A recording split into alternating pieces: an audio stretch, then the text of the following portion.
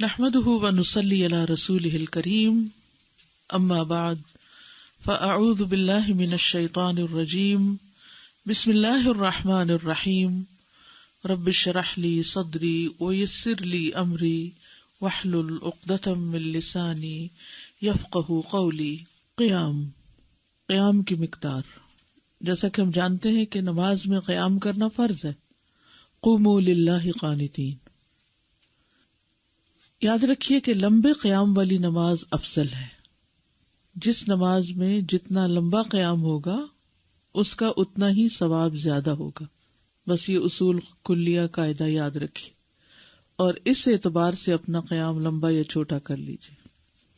رسول اللہ صلی اللہ علیہ وسلم نے فرمایا کہ سب سے لمبی قرات والی نماز سب سے افضل ہے۔ افضل الصلاۃ طول القنوت، اور یہ صحیح مسلم کی روایت ہے۔ نبی صلی اللہ علیہ وسلم کے قیام کی صفت کیا تھی؟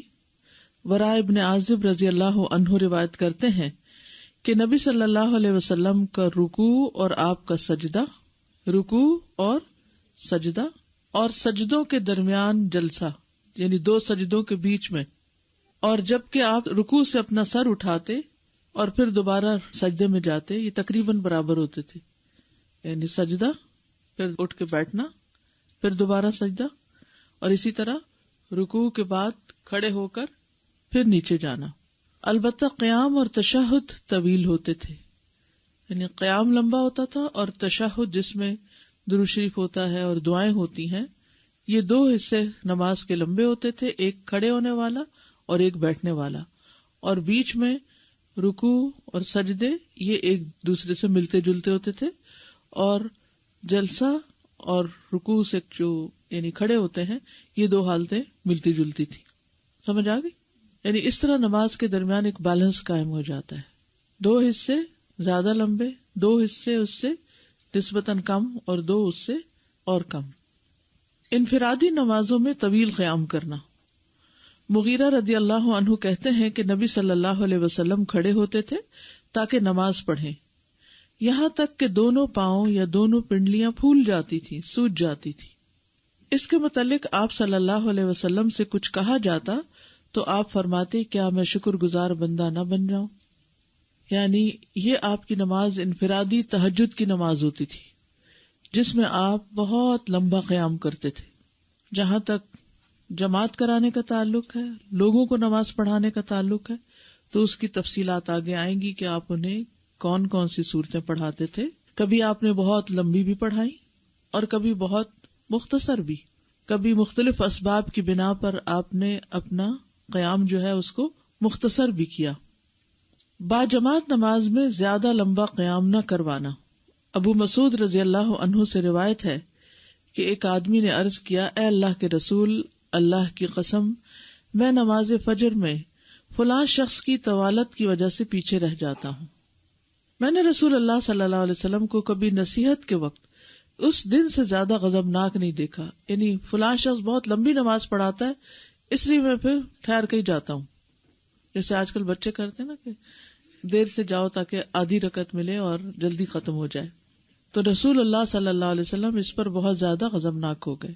اس دن کے بعد آپ نے فرمایا، تم میں سے کچھ لوگ دوسروں کو متنفر کرنے والے ہیں، لہذا جو شخص تم میں سے لوگوں کو نماز پڑھائے تو اختصار سے کام لے، کیونکہ مقتدیوں میں کمزور، بوڑھے اور ضرورت مند بھی ہوتے ہیں۔ کون کون ہوتے ہیں؟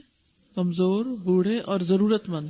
ضرورت مند سے مراد یہ کہ انہوں نے اپنے کام پہ جانا ہوتا ہے۔ مثلاً آج کل اگر فجر کی نماز کے وقت یعنی آفس جانے کا بھی ٹائم ہو تو پھر آپ دیکھیے کہ لمبی نماز تو نہیں پڑھ سکتے نا، پھر لوگ اسی وجہ سے مسجد نہیں جاتے اور گھر پہ جلدی سے پڑھ کے چلے جاتے ہیں کہ آفس ٹائم ہو گیا ہے۔ تو امام کو ان چیزوں کا خیال رکھنا چاہیے۔ بہرحال قیام سے متعلق سب سے پہلی بات کیا ہے کہ قیام طویل ہو تو اجر زیادہ ہے۔ دوسری بات یہ کہ قیام لمبا ہو باقی نماز کی نسبت، ٹھیک ہے۔ انفرادی قیام لمبا ہو اور باجماعت نماز میں زیادہ لمبا قیام نہ ہو، ٹھیک ہے۔ اب ہے قیام کا طریقہ، کھڑے کیسے ہونا ہے، ایک ٹانگ پہ ہونا ہے، دونوں پہ ہونا ہے، بیلنس کر کے ہونا ہے، ہل جل کے کھڑے ہونا ہے، یا کیسے کھڑے ہونا ہے۔ کھڑے ہونے کا طریقہ سب سے پہلی بات یہ کہ مضبوطی سے قیام کرنا، جم کے کھڑے ہونا. ابو قلابہ کہتے ہیں کہ مالک بن حویرث رضی اللہ عنہ ہمیں نماز پڑھ کر دکھاتے تھے کہ نبی صلی اللہ علیہ وسلم کس طرح نماز پڑھتے تھے، اور یہ نماز کا وقت نہیں تھا. چنانچہ آپ ایک مرتبہ کھڑے ہوئے اور پوری طرح کھڑے رہے، یعنی انہوں نے قیام کا طریقہ بتایا کہ کس طرح آپ کھڑے رہتے تھے اور جم کے کھڑے ہوتے تھے. ٹھیک ہے. کھڑے ہو کر کرنا کیا؟ ہاتھ کہاں رکھنے ہیں؟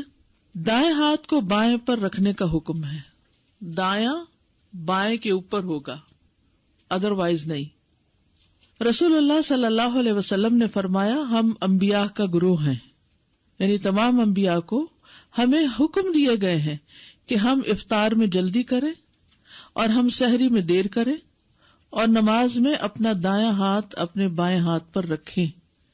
تو یہ حکم آپ صلی اللہ علیہ وسلم کو بھی ملا اور کس کو؟ دیگر انبیاء کو بھی. ٹھیک ہے. ابن مسعود رضی اللہ عنہ سے مروی ہے کہ وہ نماز پڑھ رہے تھے اور اپنے بائیں ہاتھ کو دائیں ہاتھ پر رکھے ہوئے تھے. نبی صلی اللہ علیہ وسلم نے انہیں دیکھا تو ان کے دائیں ہاتھ کو بائیں کے اوپر کر دیا، نماز کے اندر ہی ٹھیک کر دیا. ٹھیک ہے. پھر صرف ہاتھ پہ ہاتھ رکھنا نہیں، یعنی بعض لوگوں کو آپ نے دیکھا ہوگا کہ وہ کیا کرتے ہیں، صرف ہاتھ پہ ہاتھ رکھ لیتے ہیں. ایسے نہیں، یعنی ہاتھ پر ہاتھ ایسے نہیں. کیسے؟ دائیں ہاتھ سے بائیں ہاتھ کو پکڑنا. ٹھیک ہے. وہ کیسے؟ وہ بھی طریقے آگے بتاتے ہیں. عبد الجبار بن وائل بن حجر سے مروی ہے، کہتے ہیں کہ میں 9 عمر لڑکا تھا، اپنے والد کی نماز کو نہ سمجھتا تھا، یعنی چھوٹا بچہ تھا. تو مجھے وائل بن علقمہ نے میرے والد وائل بن حجر سے بیان کیا، یعنی انہوں نے مجھے بتایا کہ میں نے رسول اللہ صلی اللہ علیہ وسلم کے ساتھ نماز پڑھی تو آپ صلی اللہ علیہ وسلم جب تکبیر کہتے تو اپنے دونوں ہاتھ اٹھاتے. کہتے ہیں کہ پھر آپ نے اپنا کپڑا لپیٹ لیا، پھر اپنے بائیں ہاتھ کو اپنے دائیں ہاتھ سے پکڑا اور اپنے ہاتھوں کو اپنے کپڑے میں کر لیا، یعنی سردی ہوگی چادر پہنی ہوئی ہوگی تو چادر کے اندر کر لیا. تو اس سے یہ بات بھی پتہ چلتی ہے کہ اگر ہم لمبی چادر اوڑھے ہوئے ہیں تو ضروری نہیں کہ اس کے اندر سے سوراخ کر کے بازو باہر نکالیں، کیونکہ اس میں پھر یہ خطرہ ہوتا ہے کہ کچھ بازو پھر ننگے ہونا شروع ہو جاتے ہیں تو سطر پورا نہیں ہوتا. تو اس لیے اگر چادر کے اندر ہاتھ کر کے باندھے جائیں تو زیادہ بہتر ہے، یعنی اس کی رخصت ہے، اجازت ہے. کیونکہ ایک بار میں نے کسی کو کہتے ہوئے دیکھا جب میں اندر کر کے پڑھ رہی تھی کہ آپ کو ہاتھ باہر نکالنے چاہیے. وہی کوئی لازم تو نہیں ہے. اب یہاں یہ دلیل بھی آپ کے سامنے ہے کہ ہاتھ چادر کے اندر کیے جا سکتے ہیں. ٹھیک ہے. ہاتھ پکڑنے کے طریقے، یعنی دائیں ہاتھ بائیں کے اوپر کس طرح رکھیں گے، ہاتھ پکڑیں گے کیسے؟ مسئلہ سمجھ آ رہا ہے کہ کس پہ بات ہونے لگی ہے؟ کیونکہ آپ لوگ لکھنے میں مشغول زیادہ ہیں اور اس وقت تھوڑا تھوڑا ڈیمو بھی کر رہی ہوں میں، تو بات سمجھنی آسان ہوگی. آپ صلی اللہ علیہ وسلم کبھی دائیں ہاتھ کے ساتھ بائیں کو پکڑ لیتے. ٹھیک ہے. علقمہ بن وائل اپنے والد سے روایت کرتے ہیں کہ نبی صلی اللہ علیہ وسلم جب نماز میں کھڑے ہوتے تو بائیں ہاتھ کو دائیں ہاتھ سے پکڑ لیتے. نمبر 2، دائیں ہاتھ سے بائیں بازو کی کلائی کو پکڑنا. کبھی ہاتھ کو پکڑنا اور کبھی کلائی کو پکڑنا. کلائی کیا ہوتی ہے؟ یہاں سے لے کر یہاں کے بیچ کا حصہ جو ہوتا ہے یہ کلائی کہلاتی. ٹھیک ہے. یہ ہاتھ ہے اور یہ کلائی ہے. ٹھیک ہے. اوکے. عاصم بن کلیب نے اس میں تفصیل بتاتے ہوئے اپنا دایاں ہاتھ اپنے بائیں ہاتھ کی پشت پہ رکھا یوں کہ وہ کف اور کلائی پر بھی آ گیا، یعنی یوں رکھا کہ کچھ حصہ ہاتھ کا اس جگہ اور کچھ حصہ آگے. ٹھیک ہے. پوری انگلیاں کھولنی ہیں، انگلی بند نہیں کر کے رکھنا، یعنی اس طرح. ٹھیک ہے. کلائی سے لے کر کوہنی تک کو ساعد کہتے ہیں، عربی میں ساعد کہتے ہیں. اس حدیث کی روح سے ہاتھ پکڑنے کا طریقہ اس طرح ہوگا کہ دائیں ہاتھ کے جوڑ کو بائیں ہاتھ کے جوڑ پر رکھنا اس طرح کہ دایاں ہاتھ بیک وقت بائیں ہاتھ کی کلائی اور بازو کو پکڑے ہوئے ہوگا، یعنی اس حصے کو اور اس کو پکڑے ہوئے ہوگا. ٹھیک ہے. یہ جوڑ جو ہے، یعنی اس جوڑ کے اوپر ہاتھ رکھ کے تھوڑا ہاتھ کا حصہ پیچھے ہوگا اور بازو کو پکڑا ہوا. ٹھیک ہے.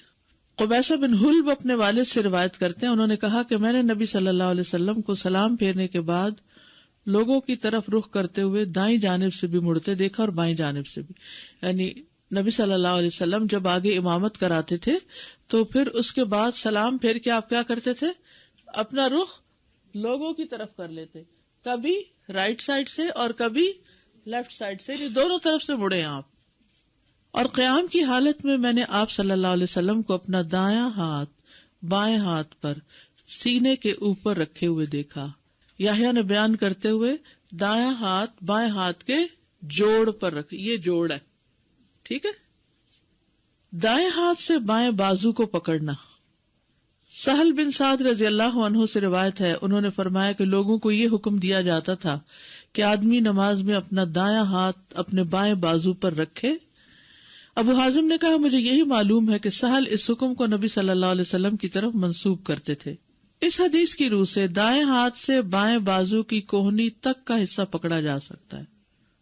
دائیں ہاتھ سے بائیں بازو کی کوہنی، آپ نے دیکھا ہوگا کچھ لوگ یوں پکڑ رہے ہیں، یہ تو غلط کر رہے ہیں، فوراً ہم ججمنٹ دے دیتے ہیں کہ غلط کر رہے ہیں.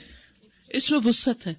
یہ ساری چیزیں جو ہیں یہ وسعت والی ہیں، یعنی ذرا شروع سے ہی بالکل ہاتھ کے اوپر ہاتھ رکھ کے اس طرح پکڑ لینا، آگے کر کے جوڑ کے اوپر ہاتھ رکھ کے پکڑنا، پھر بازو پکڑ لینا، پھر آگے کوہنی تک پکڑ لینا، جو آپ کا دل چاہے کرے.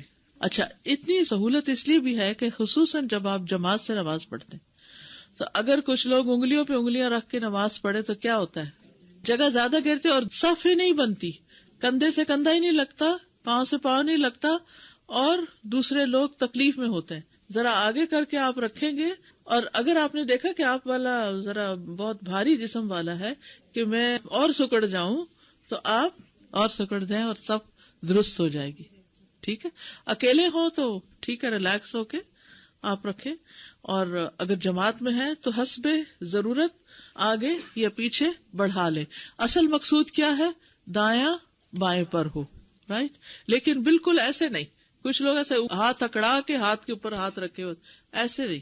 یعنی بالکل نیچرل انداز میں آپ نے ہاتھوں کو نہ اکڑا کے رکھنا ہے اور نہ ہی پکڑ کے ایسے جیسے کسی کو ڈر میں پکڑا ہوتا ہے، ایسے بھی نہیں پکڑنا. بس آرام سے اس کے اوپر رکھ لینا ہے کہ توجہ آپ کی نماز کی طرف رہے.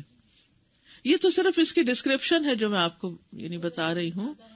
یعنی بنیادی طور پر آپ نے کیا کرنا، جیسے نارمل روٹین کی نمازوں میں آپ دیکھیے کہ جب آپ نے اللہ اکبر کی تو اس کے بعد یعنی سینے پہ آپ نے رکھنا ہے، ٹھیک ہے، یہاں نہیں رکھنا، سینے پہ رکھنا ہے، کیونکہ زیادہ ادب اسی میں ہے.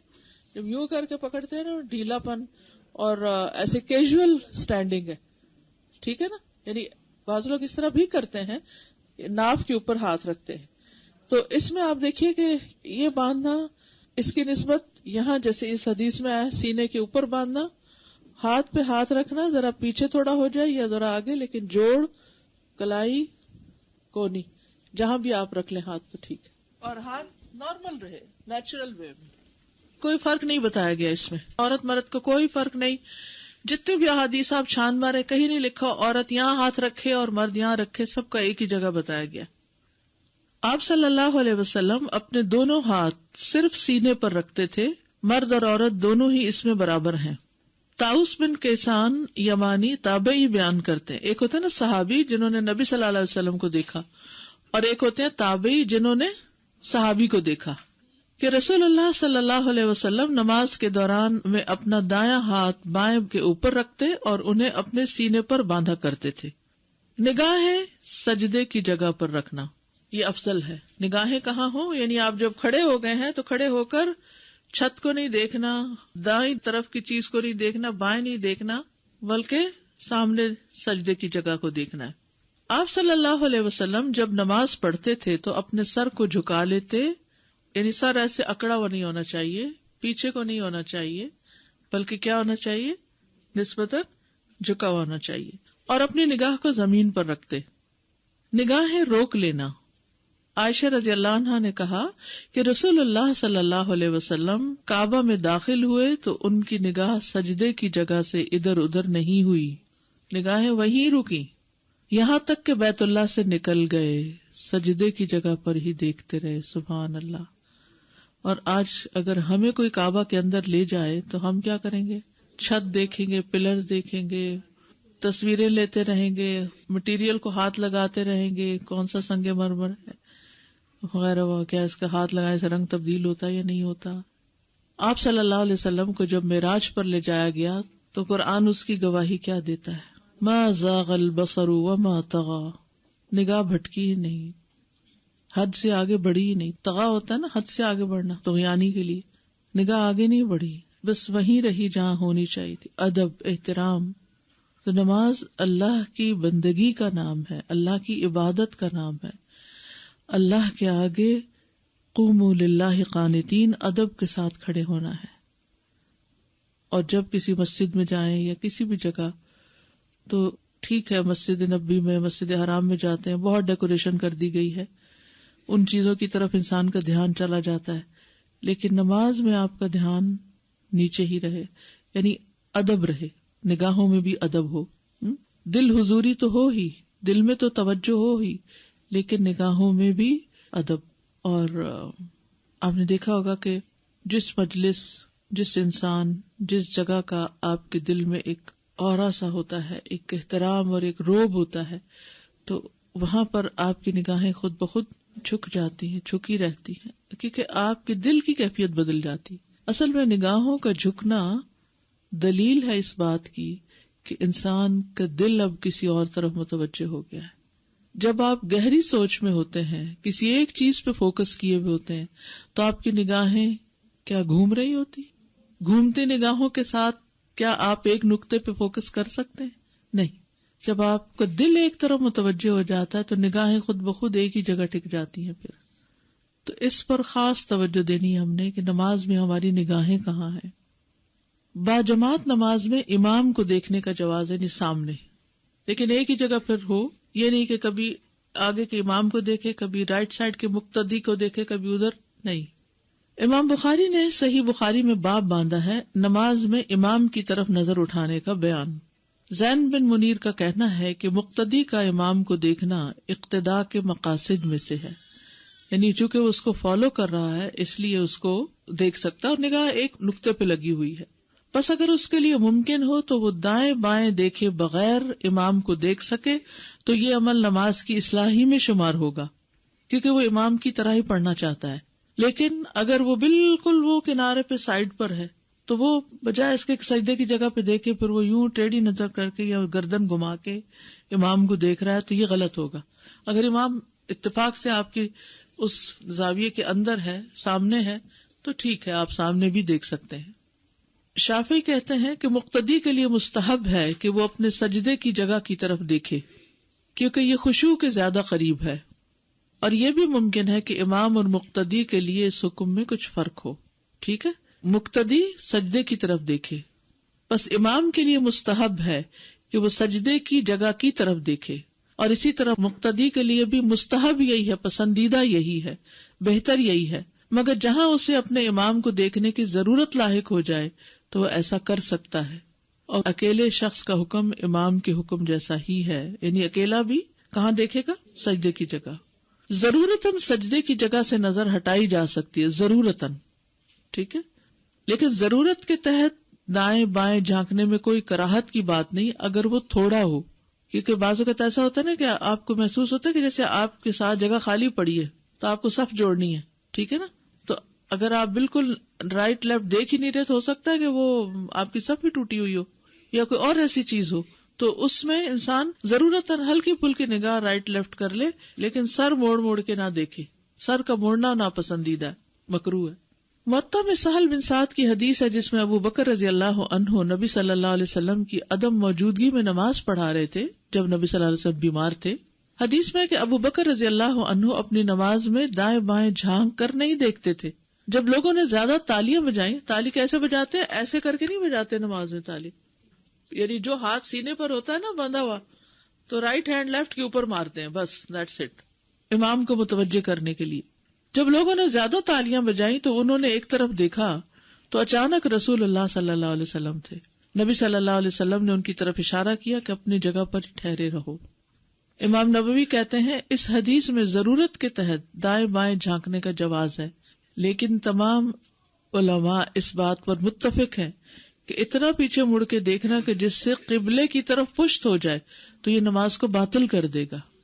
یعنی کچھ لوگ بچوں کو اٹھانے کے لیے چلے تھوڑا سا تو آپ یوں مڑے رائٹ یا لیفٹ تو کوئی بات نہیں، لیکن آپ اگر پیچھے ہی مڑ کے دیکھنے لگ گئے، آپ کا سینہ ہی مڑ گیا تو پھر نماز باطل ہو جائے گی. لیکن یاد رکھیے کہ بلا ضرورت ادھر ادھر نہیں دیکھنا چاہیے. ٹھیک ہے، بلا ضرورت ادھر ادھر نہیں دیکھنا.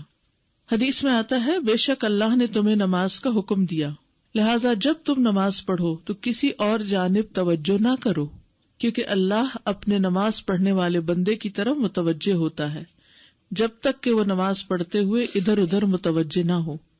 ابو ہریرہ رضی اللہ عنہ سے روایت ہے کہ مجھے میرے دوست نے 3 چیزوں کی وصیت کی اور 3 سے منع کیا.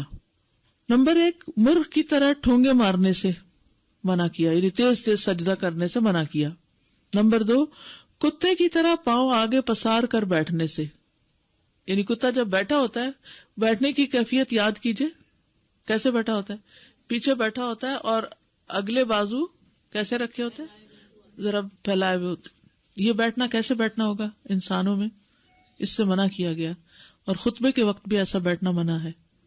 کل ہی میرے ساتھ ایک خاتون تھی تو وہ اسی طرح بیٹھی ہوئی تھی، تو مجھے خیال نہیں رہا انہیں بتانا، کیونکہ بعض اوقات پتہ نہیں ہوتا، بعض اوقات عادتاً ہم بھول جاتے ہیں اور ویسے بیٹھ جاتے ہیں.